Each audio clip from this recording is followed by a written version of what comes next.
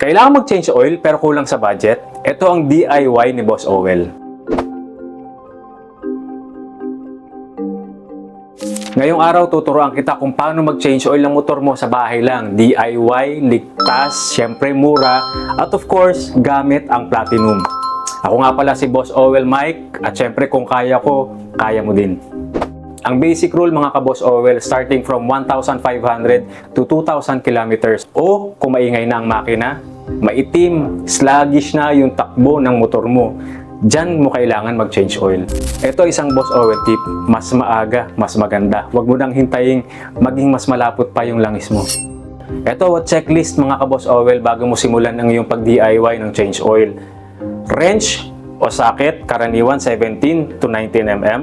Lalagyan ng used oil, funnel, basahan, gamit na karton, pangsahod, at syempre, platinum oil. At optional, bagong oil filter kung kailangan mo na magpalit. Hindi mo kailangan maging mekaniko, kailangan mo lang ng tamang gamit, tamang brand, at tamang diskarte.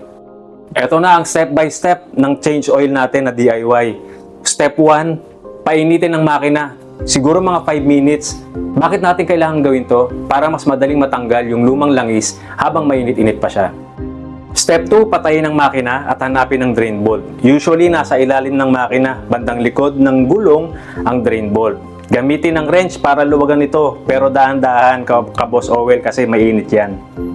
Step 3, saluhin ang lumang langis. Make sure ready ang lalagyan, patuluin lahat at hayaan nyo madrain ng 3 to 5 minutes. Step 4, palitan ng oil filter. Optional lang ito kung medyo bago pa kahit hindi mo napalitan. Pero kung may budget ka, mas maganda palitan mo na rin ang oil filter. Step 5, lagyan ng bagong platinum oil. Siyempre, yan ang gagamitin natin mga ka-Boss Owel. Gamit ang funnel, ibuhos ang platinum oil, i-check sa manual kung ilang ml ang kailangan. Kadalasan yan, 800 to 1,000 ml lang. Step 6, start, check, and adjust. Paandarin ulit ang makina ng 1 to 2 minutes, patayin, tapos i-check ang oil level.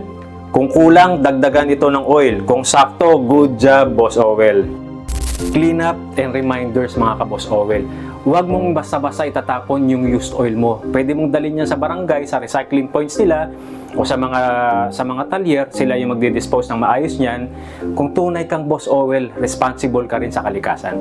DIY oil change, kayang-kaya, di ba mga ka-Boss Owel? Simpleng-simple lang. Basta gamit mo ang platinum oil, makakatipid ka na, sigurado pa yung makina mong protektado. Comment Boss Owel ako kasi dyan sa comment section natin, at kung sino yung mapipili natin, i-feature natin dito sa ating Facebook. Don't forget to like, subscribe, and follow for more tips.